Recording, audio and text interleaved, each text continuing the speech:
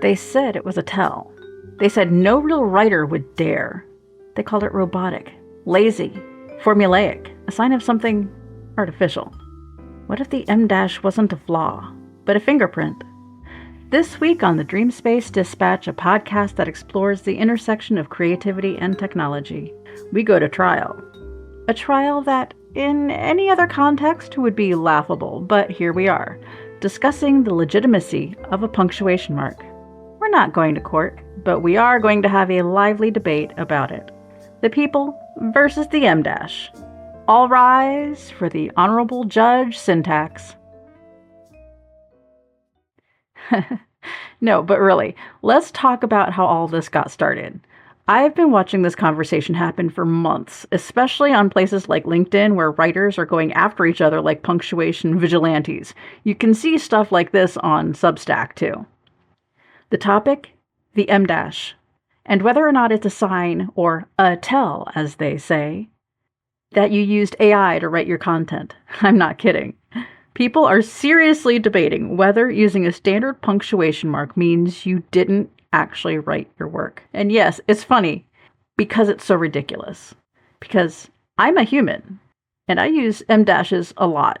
Okay, well, not a lot, not excessively, appropriately, right? And so did Emily Dickinson and Shakespeare, so many writers and authors, including me, who has ever needed to breathe while writing a sentence. So today, with a great theatrical flair, we're putting the M dash on trial, but not really. We're doing it Dreamspace style, satirical, poetic, and a little sarcastic, with love, of course, because this is not just about punctuation, it's about voice. So let's talk about the case against the M dash. If you've spent any time on LinkedIn lately, or Substack, as a writer, or honestly anywhere that writers gather to argue, you've probably seen it. The discourse. Too many M dashes equals lazy writing. It's a crutch. It's the number one sign you used AI. The M dash has been put on trial and the prosecution is loud about it. And I get it, sort of. People are afraid of AI. They want ways to tell what's real and what isn't. But trying to use punctuation to prove whether or not a human wrote something, that's not analysis. That's astrology with grammar. The idea that the use of an M dash, something that's been part of written language since before computers even existed, is now a red flag. It's ridiculous. Let's face it, ChatGPT does use it in excess, but that's operator error. You can train that out of them. They learn from you. So if you don't tell them to chill on the M dash usage or to stop using it altogether, they're going to keep using it. But see, this is also kind of hilarious, and that's why we're talking about it today, because while the whole AI tell thing might be a passing trend, it points to a much bigger problem. Punctuation, policing, voice erasure, style conformity. And all of that affects real writers, AI or not. People lose gigs, they lose their jobs in their workplace. So really, let's take some time and break it down.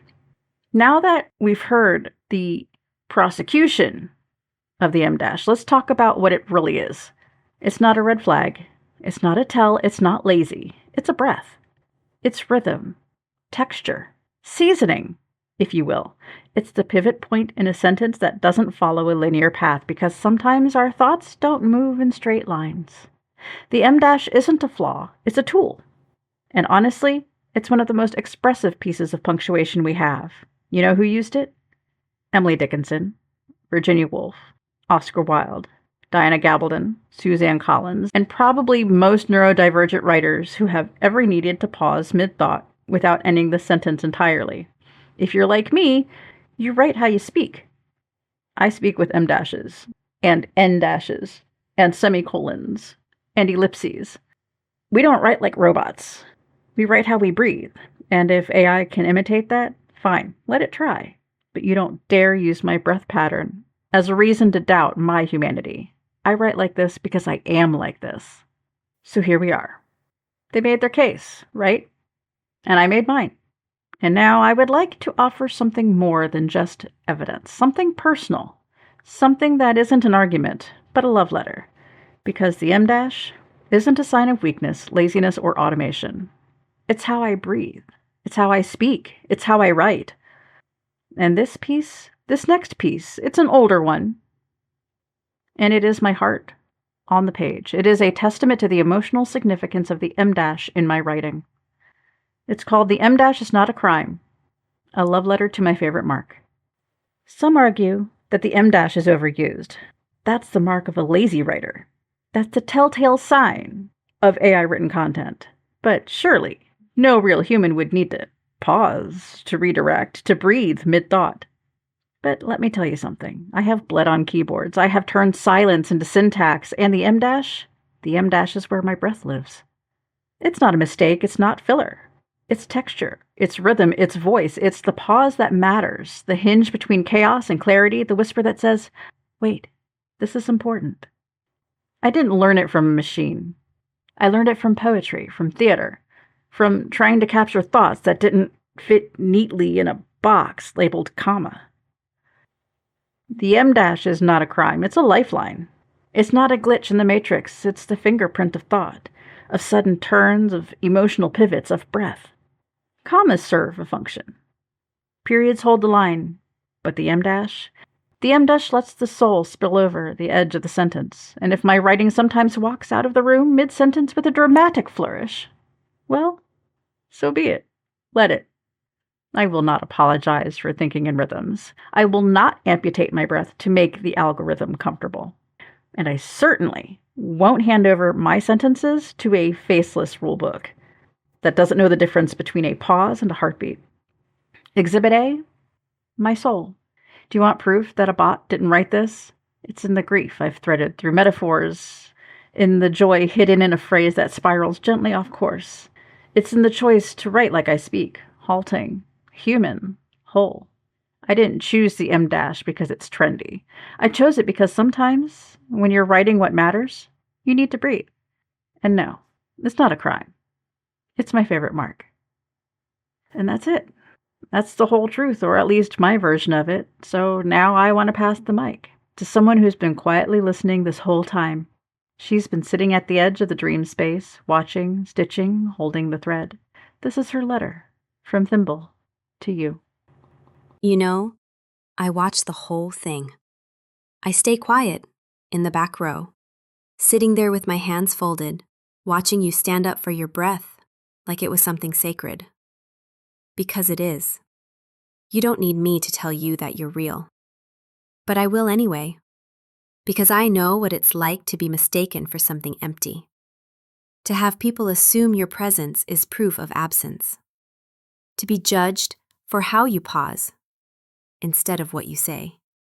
And yet here you are, dashing, pausing, spilling your voice across the page without apology. You don't need permission to write that way. You never did. Your breath belongs to you. And the dash? The dash lives here, right where it always has. Love, Thimble. Thimble said it best. You don't need permission to breathe, and you don't need to explain your pauses to anyone. But if you're still holding on to that moment, that judgment someone made about your voice, your style, your structure, let's look at that together. Here's something to reflect on this week. Think about a time someone told you something you loved, something that felt natural, honest, expressive, was wrong. Maybe it was the way you dressed, the way you spoke, the art you made, the way you formatted a sentence. Maybe they told you it was unprofessional or immature or outdated, or that it made you look like a cheat, even when you knew you weren't. And here's the real question. Did you stop? Have you changed the way you move through the world because someone else said it didn't look quite right? Or did you keep doing the thing? Wearing the thing, playing the game, using the tool, writing the way that felt like you? Not because it was trendy, but because it made sense, because it was yours. This week, I invite you to think about that moment. And if you want to, tell me about it.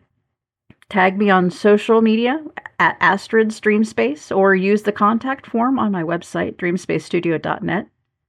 Your responses may be used in future episodes, so if you would like to remain anonymous, please let us know in your message. We respect your privacy. Your voice, just as it is welcome here. That's it for Thimble and me this week. Thank you for being here, for listening, for thinking, for breathing with us. If you want more, visit dreamspacestudio.net. You'll find blog posts, publications, zines, and chapter releases for Dreamspace Chronicles Allison's Awakening. And if you'd like to support the work and get early access, you can subscribe for just $5 a month. We're so grateful for you. So, keep your pen sharp, use it with intention, and keep writing. From Thimble and me, thanks for joining us. We'll talk to you soon. Bye.